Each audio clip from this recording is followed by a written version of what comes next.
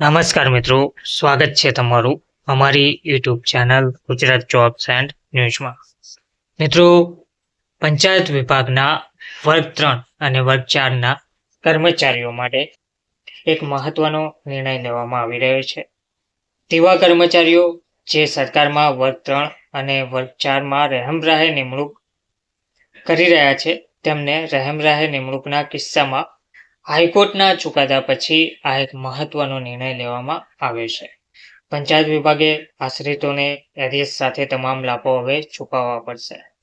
સરકારમાં વર્ગ 3 અને વર્ગ 4માં રહેમરાહે નિમણૂક આપવાના કિસ્સામાં પંચાયત વિભાગે તેની રીતે અર્થઘટન કરીને 5 વર્ષ માટે જે તે કર્મચારીઓની ફિક્સ પગારથી નિમણૂક કરતા હાઈકોર્ટમાં સમગ્ર મામલો પહોંચ્યો હતો, જેમાં હાઈકોર્ટ દ્વારા 2024માં આશ્રિતને પૂરા પગારે નિમણૂક આપવાનો ચુકાદો અપાતા હવે પૂરા પગાર સાથે જેટલા વર્ષના તફાવતનું એરિયસ અને લાભો આપવાના થતા હોય તે પિટિશનર કર્મચારીઓને આપવા પંચાયત વિભાગને નિર્ણય લેવાની ફરજ હવે પડી છે.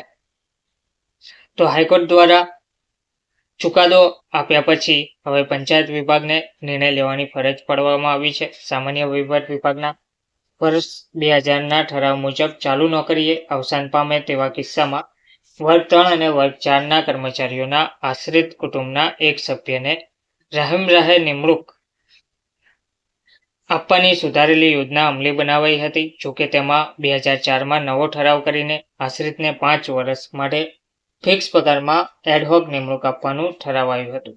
તે મુજબ ચાલુ નોકરીએ અવસાનના કિસ્સામાં આશ્રિતને 5 વર્ષ માટે જે તે જિલ્લા પંચાયતમાં નિમણૂક અપાઈ હતી. તેની સામે આવા કુલ 29 ફિક્સ પગારમાં નિમણૂક પામેલા આશ્રિતોએ પૂરા પગારે નિમણૂક અને તમામ સરકારી લાભો મેળવવા હાઈકોર્ટમાં પિટિશનો દાખલ કરી હતી, જેનો હાઈકોર્ટે ચુકાદો આપતા પંચાયત વિભાગે આશ્રિતોને પૂરા પગાર સાથે નિમણૂક આપવા અને તે મુજબના લાભો ચૂકવી આપવા શરતી મંજૂરી આપી છે, જે આ આશ્રિતો પૂરતી મર્યાદિત રહેશે. 1/1/2020થી પિટિશન દાખલ કર્યાના 3 વર્ષ મુજબ પગાર તફાવતના એરિયસ સાથેના લાભો ચૂકવવા પંચાયત વિભાગે જે તે જિલ્લા પંચાયત કચેરીમાં કાર્યરત કર્મચારીઓ માટે સૂચના જાહેર પણ કરી દીધી છે. ટૂંકમાં હાઈકોર્ટના ચુકાદા પછી પંચાયત વિભાગ દ્વારા આશ્રિતોને એરિયસ સાથે તમામ લાભો આપવા માટે નિર્ણય લેવો પડ્યો છે. ધન્યવાદ.